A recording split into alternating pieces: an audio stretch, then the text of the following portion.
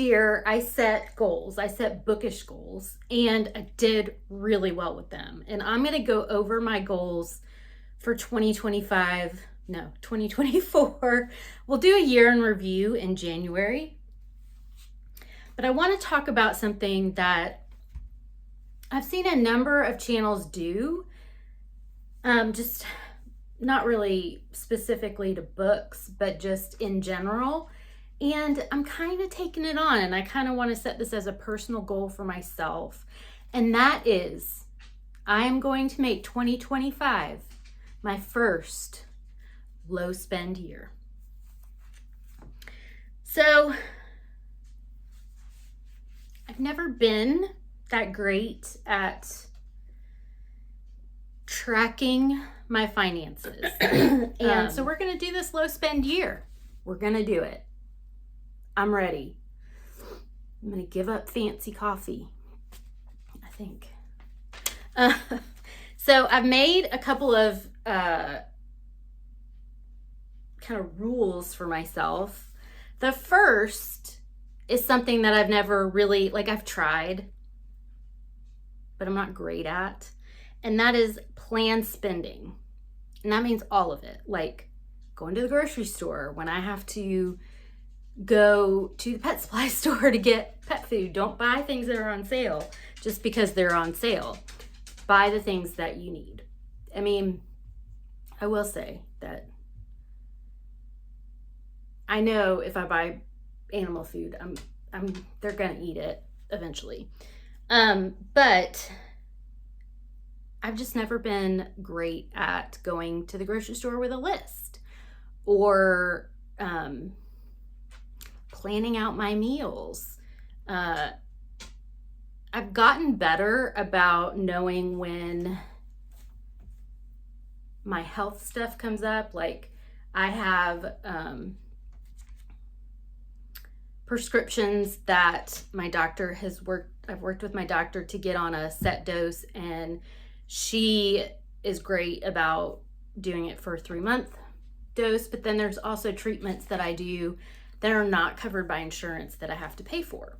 So I also did something that my dad would be proud of. I increased my flexible spending account. Last year, I ran out of money around July, August in the flex spending account. And that is pre-tax money for health stuff, which if I go for infusions twice a month, and there's a fee, just like a membership. So you pay one fee and you get 2 treatments a month. So I've got that. And then, prescriptions, but also co-pays for specialists, all the things that may come up during the year. Last year, the medical procedure I had to have in, I think it was the end of August I had it, and I had already run out of my flex spending account.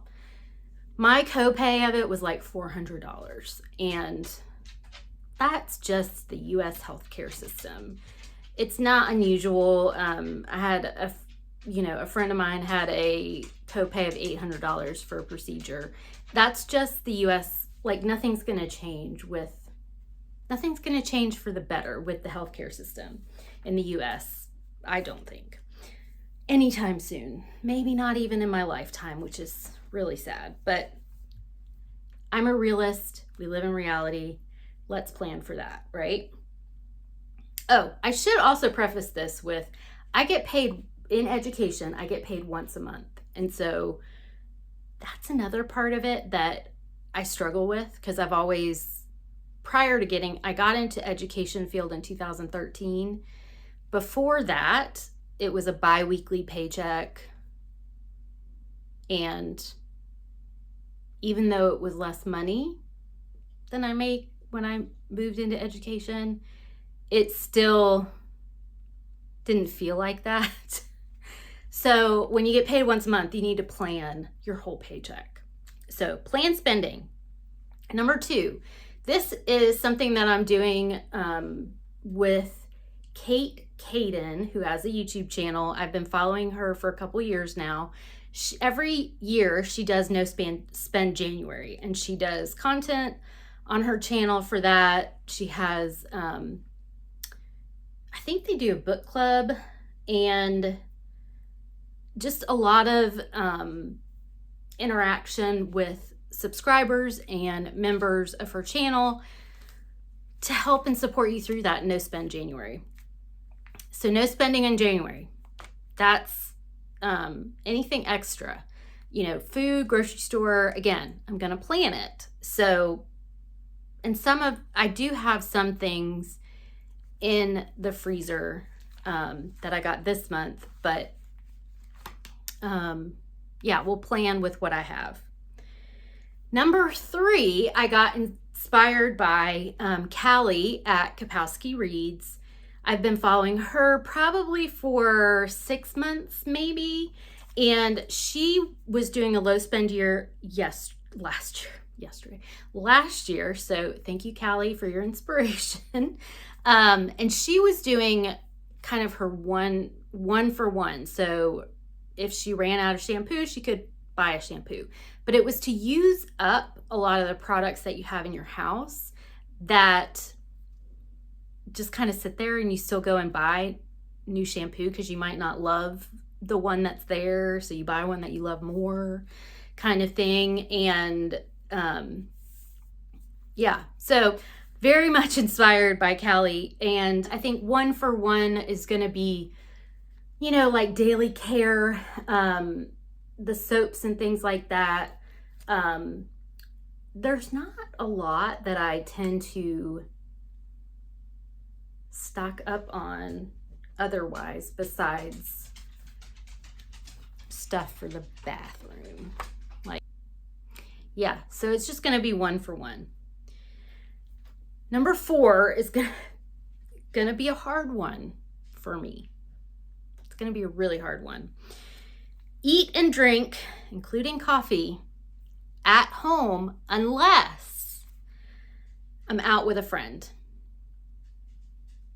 I think if I cut the coffee and the eating out for myself when I go out and I'm just running errands and I just like go through the drive-thru at Starbucks, I think that would cut a lot in my budget. So I'm only gonna eat and drink out with a friend, but otherwise have coffee and any other drinks, eating at home.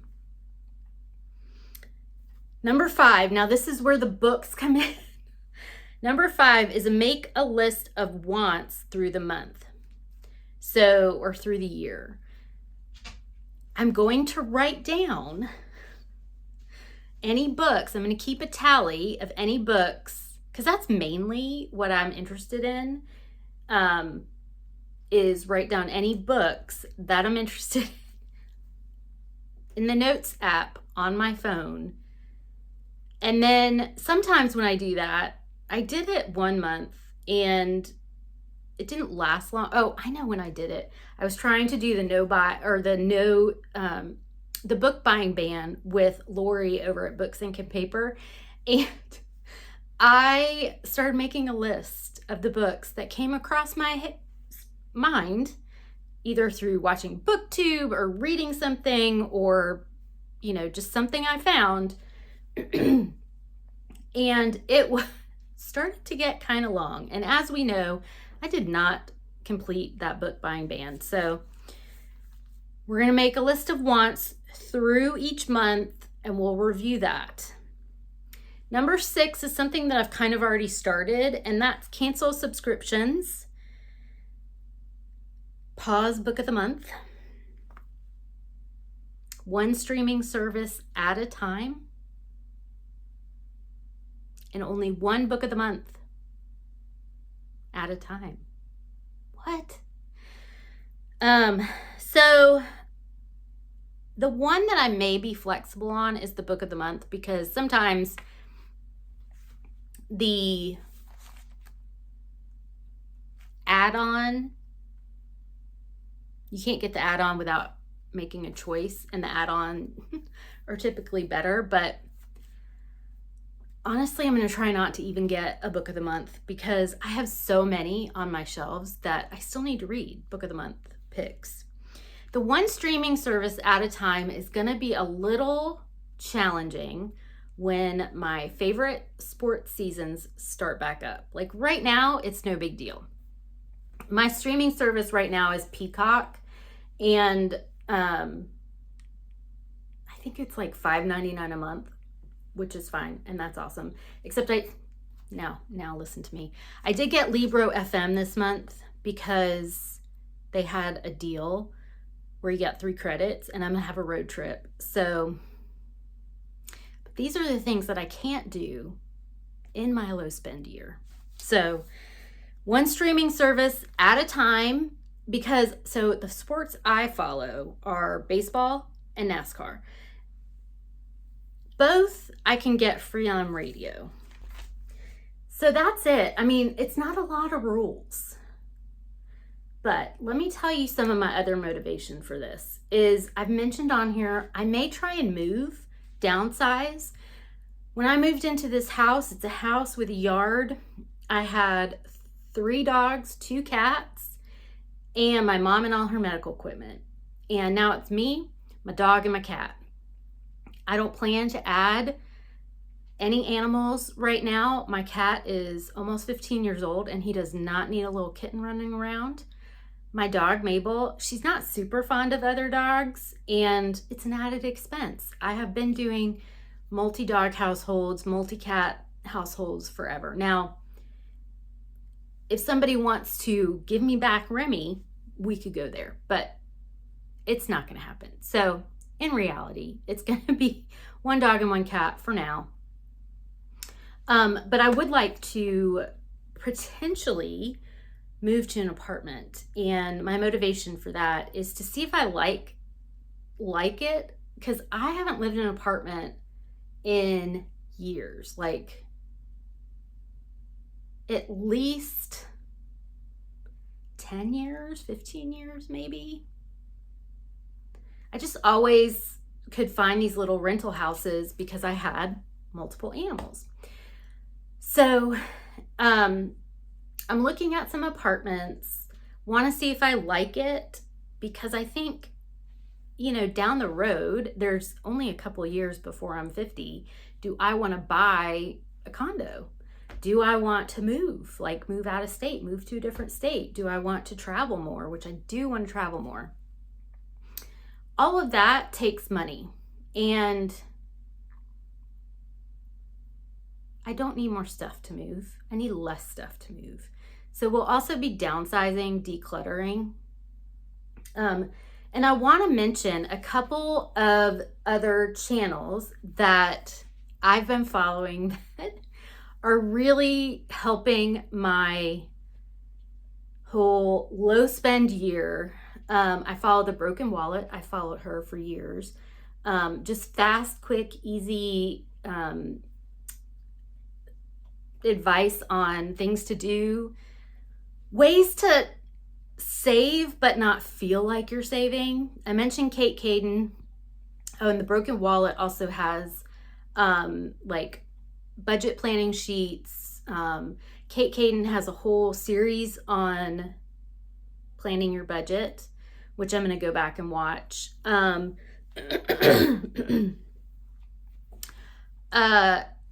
Ardent Michelle, I think is what the channel is called. She's really creative with making recipes that don't cost a lot of money. So that's another one. I think it's the Carla Project. She lives in an apartment in California somewhere with her dog, and she helps declutter. She helps people declutter. And it's just motivating to me to watch her videos.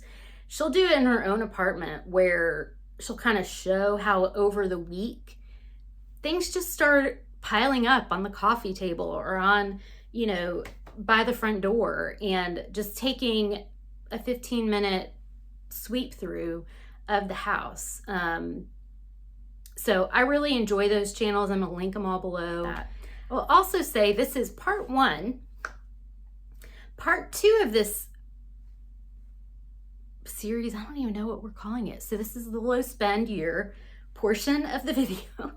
And then next time I'm going to bring, I have a plan for, I don't know what I want to call it, like a growth series, a curiosity series.